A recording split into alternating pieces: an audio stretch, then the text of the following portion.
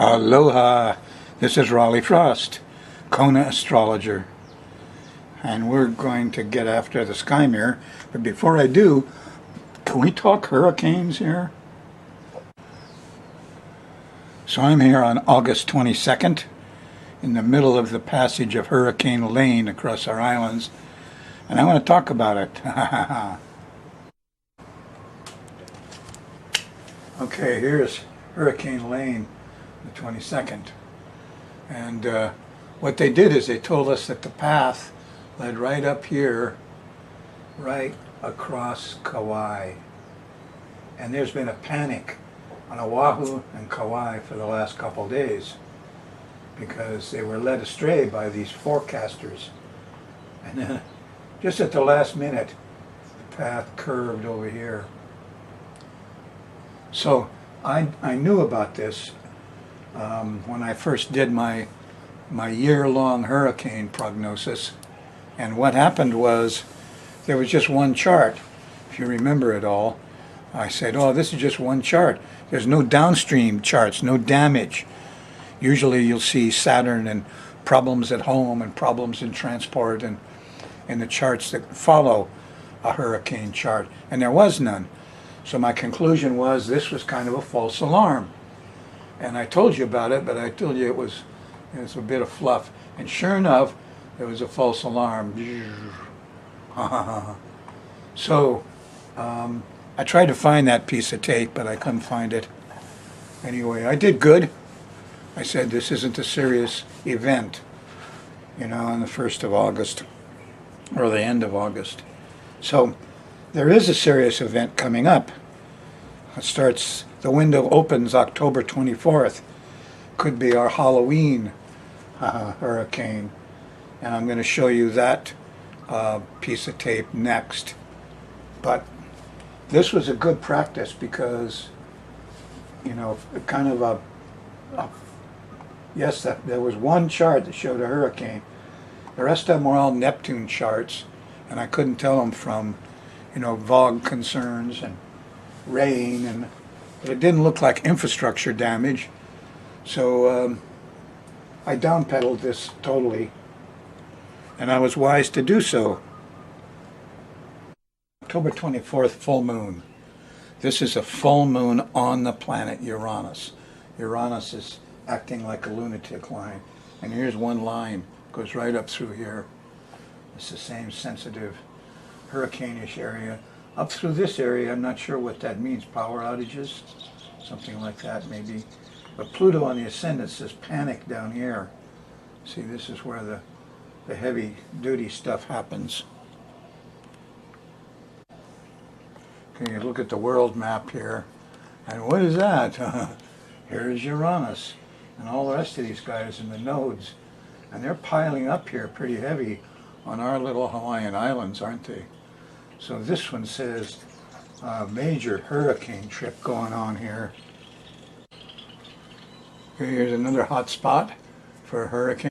So I begin doing charts all over the islands, looking for the place when this thing is most angular. And what I find, here it is, full moon at 1 Taurus 13. Here's the descendant at 2 Taurus 01. And Uranus right there, boy, it's close. So where is this? And the nodes here at 1 Leo 21. So 2 degrees turns out to be, the west side of Kauai, which indicates maybe the hurricane has gone past the islands and takes that little jaunt up and ruins Koloa or other areas on that west coast. So you're in the crosshairs, folks, on Kauai on the west side. I'm sorry to bring you the news, but it's okay. Here's a 1/4 moon, November 15th, and it pretty much shouts hurricane. And again, I looked around in the islands for the place where it's most exact. Came up with Lahaina. It's when Uranus really opposes real close at 29 degrees. And the nodes are in square, and that doesn't mean, that means a hurricane going to go by that area, is what that means to me. Yeah. And this is, you know, the middle of November already. It's getting late. Okay, here's the final chart in the series. It's a new moon, December 6th. Yes. And when you do it in Hawaii, what you get is Uranus right up at the top. And that means public chaos. Hurricanes do that. They scatter, you know, tree limbs all over the road and blow things around. And so this is a hurricane marker for certain. And where is it exact? 2837, 2859. Comes up again. Came up exact in Kaloa and that west side of Kauai. So, you know, this could be another signal. I mean, commonly we get a signal and another signal, and, you know, here's the third signal, December 6th. 2 hurricanes? No, more likely. The others were early signals. But this coming up like this tends to say that first week in December, it's going to get really windy over there. Okay, that was from show 1127. And the December 2nd chart shows me that's the damage. That's the public chaos. I was there at Aniki. You should see the way the island looked after that. So this is the one that everybody was fearful that Hurricane Lane was going to be another Aniki. Nope. But October 24th, our Halloween hurricane opens a window that says there's going to be a biggie and it's going to hit Kauai at least. And by golly, this one is real because I have lots of charts on it, and I have a downstream chart showing public chaos, showing the damage. So starting October 24th is a serious, serious hurricane thing. And you folks on Kauai, it's good you got prepared for this foolish Hurricane Lane business. Because you're a little better prepared now.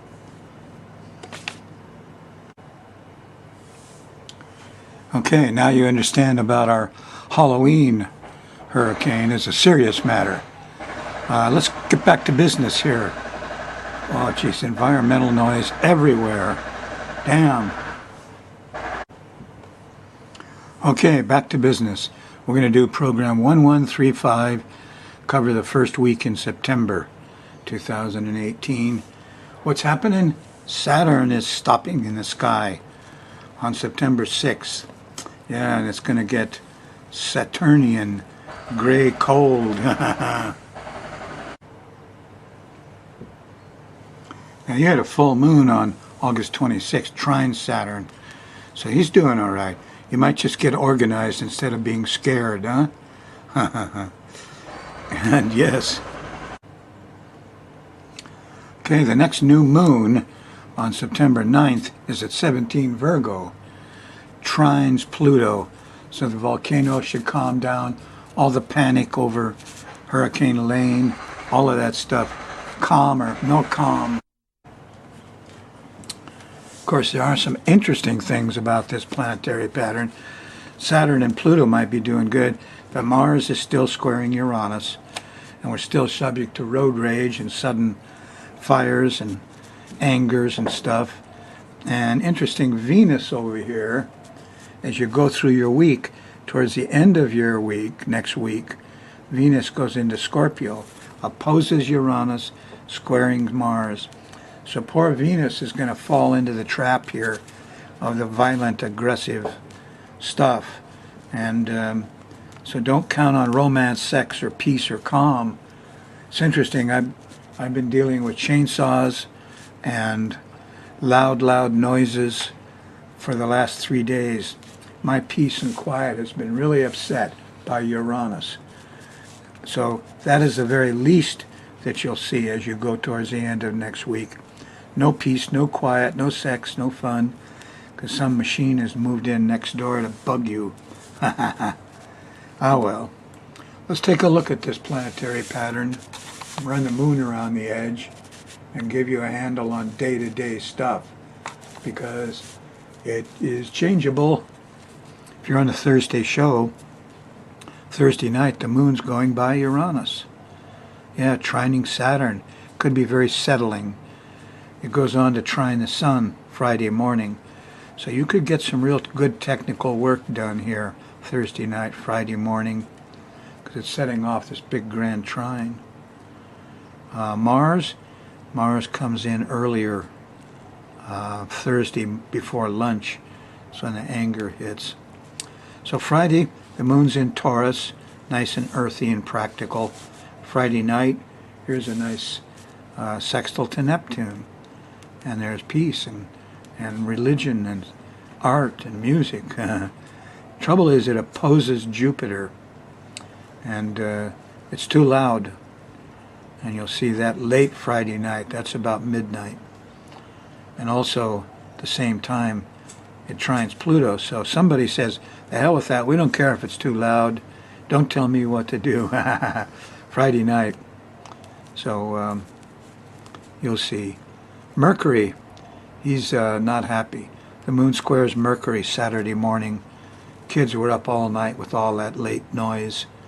And then September 1st, they're up too early, making too much noise. Hey, quiet down over there. Saturday night, here's a nice trine to Mars. Moon's still in Taurus, trining Mars. You can get some physical stuff done here. You know, get out there and think about our Halloween hurricane and get a little more prepared. Of course, you got like 2 months from where you are here. On Sunday, the moon goes into Gemini, and things go quicker, and they change faster. And still, there's a square to the sun Sunday afternoon, so it's not a day to get a lot of stuff done. On Monday, September 13th, the moon has a nice sextile to Mercury and a trine to Venus. Kids are happy. There's sweet talk around. There's peace and quiet. It's very nice on Monday, September 3rd, till you get to Tuesday. September 14th. Here's Saturn, and he's stopping in the sky. He stopped on the 6th, but he could scare you here. It squares Chiron too, so you know people who are wounded could have a hard time. They're getting restricted. It's not good. Not good. So early morning mess. Well, if you're looking for anger and violence and Romeo and Juliet fighting it up, here it is. But Tuesday morning, it's just dark and kind of scary from Saturn. Moon in Cancer, early Cancer. Wednesday's kind of nice. Here's a sextile to the Sun. Here's a sextile to Uranus, a trine to Jupiter. Wednesday morning, there's enlightenment around, new ideas. But middle of the day, look at that. Here's an opposition to Pluto, and the panicky stuff starts.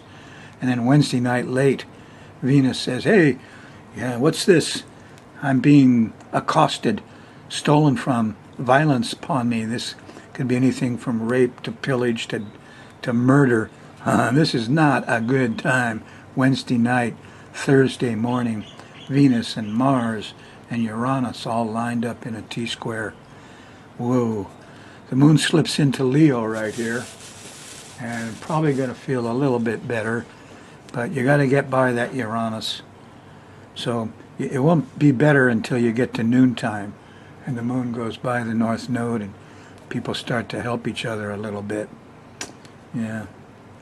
Friday, the moon's still in Leo, probably still feeling all the anger and violence of the spat between lovers there. Or Venus, you know, she could be in big trouble. Keep your daughters home. Wednesday, Thursday. On Friday, she's doing a lot better. Here, Friday night, there's a sextile to Venus. She's a little more happy. And Saturday morning, here's a trine to Uranus, trine to Saturn. Everything settles down. Feels a lot better Saturday morning. Moon's gone into Virgo. Here's the conjunction to the Sun. Here's that 17-degree Virgo, this new moon. Trines Pluto, not so much worried about police and volcanoes and all that panicky stuff. It all calms down after this new moon, Saturday night. Nice new moon, basically. Opposes Neptune, you know, water, liquids, stuff like that, no fun. But this is the beginning of a pretty good month. On Sunday, September 9th, the moon's still in Virgo. Here's a nice trine to Pluto before lunch. And all the policemen around, they're good, aren't they? That's good for everybody. Ha ha ha ha. Sunday night, real late. This is 1 or 2 o'clock in the morning. Here's the moon trining Mars. Heroes are out getting stuff done. Interesting week, huh? But you got to really watch this end of the week. Venus opposing Uranus and squaring Mars. Ugh, not so good. Now, I got some interesting things to share with you, and let's get on it.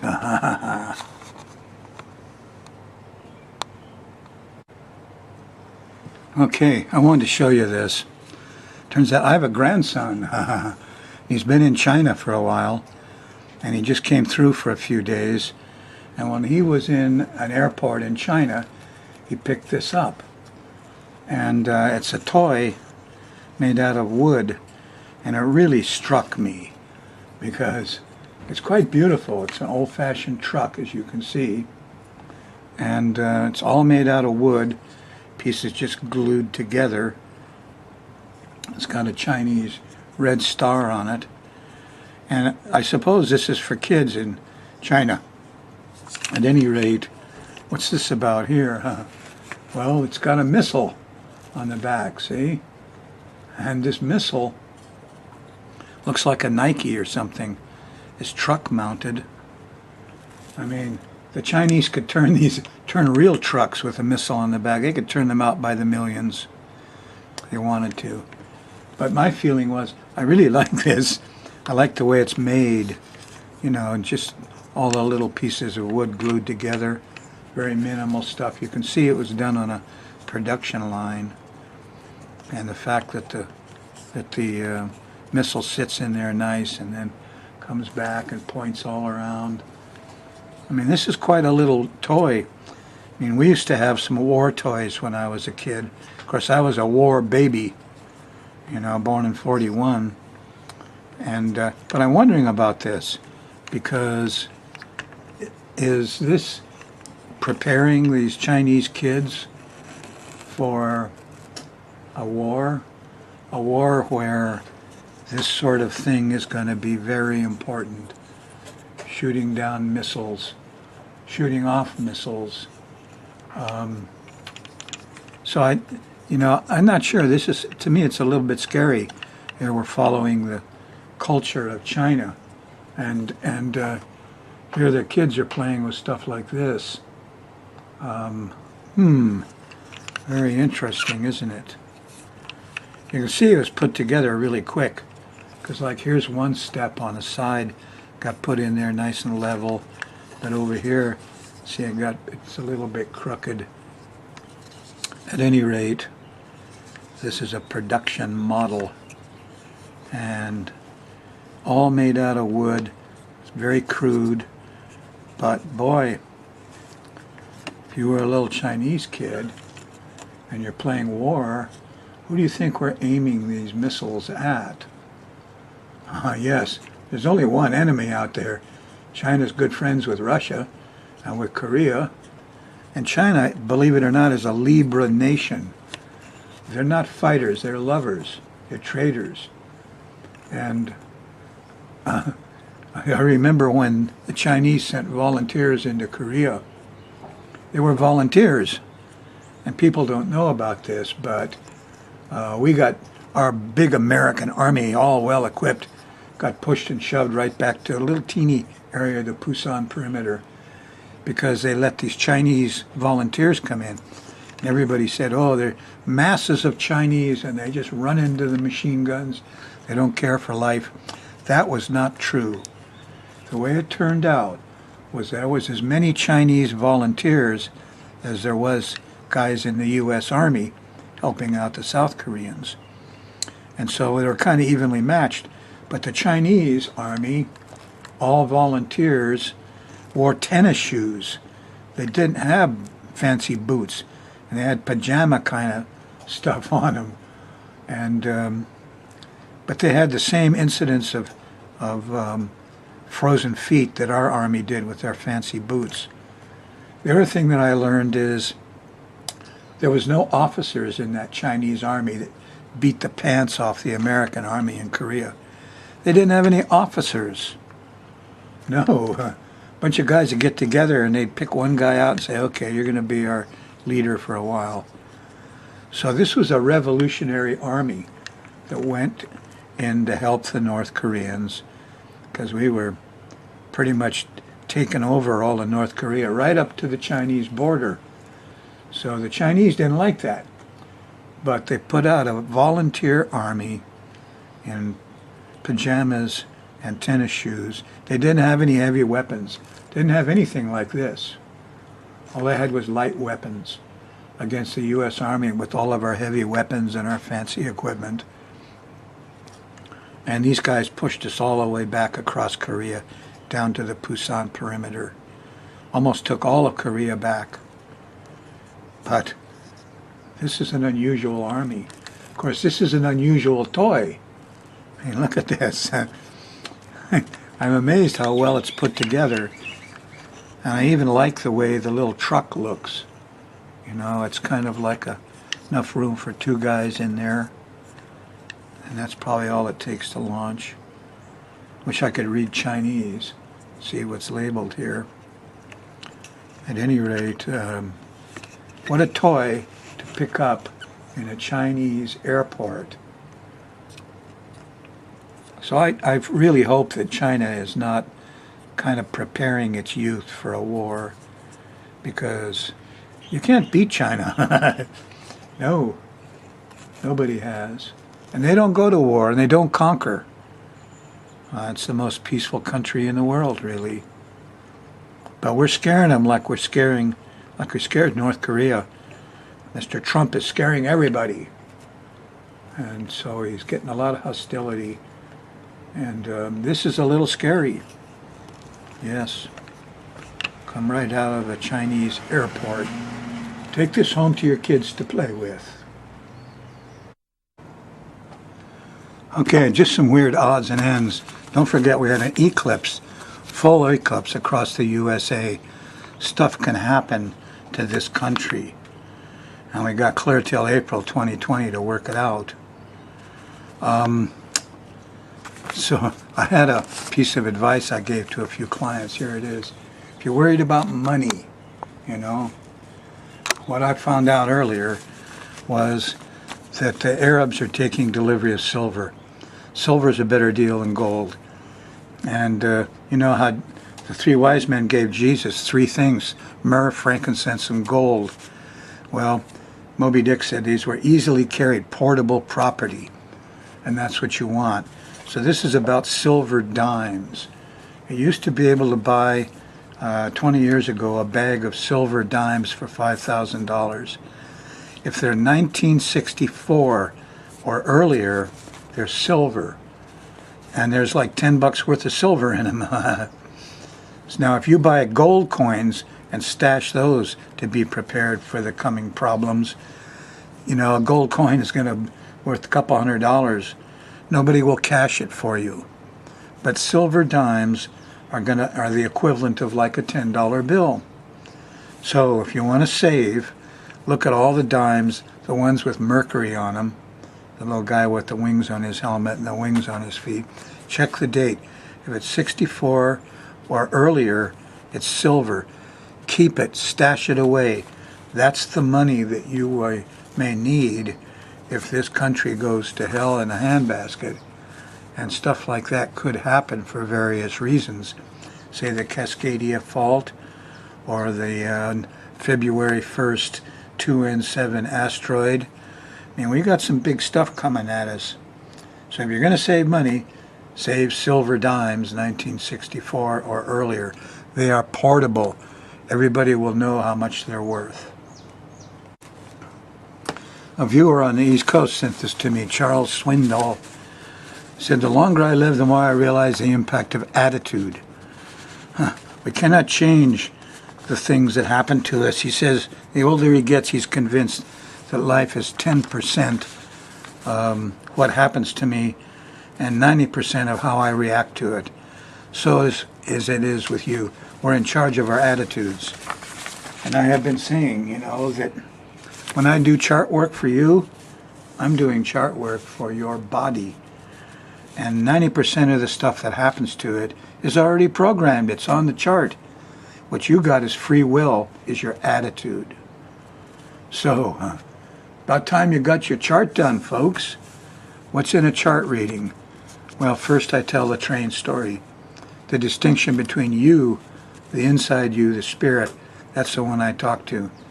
It doesn't change. You can't predict it. But it's the one that generates the attitude. That's the real you. Then you're in the body. That's the train. And then I give you the description of what kind of train you got on. What's your body like? And then we do a schedule for the train for the next 2 years. So you know what's on the train schedule.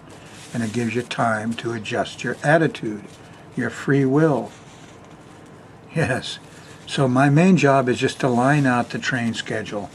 I don't give any judgments, any advice. I just give you the train schedule for that body that you, the spirit, are riding on. And that's the only real kind of astrology you can benefit from.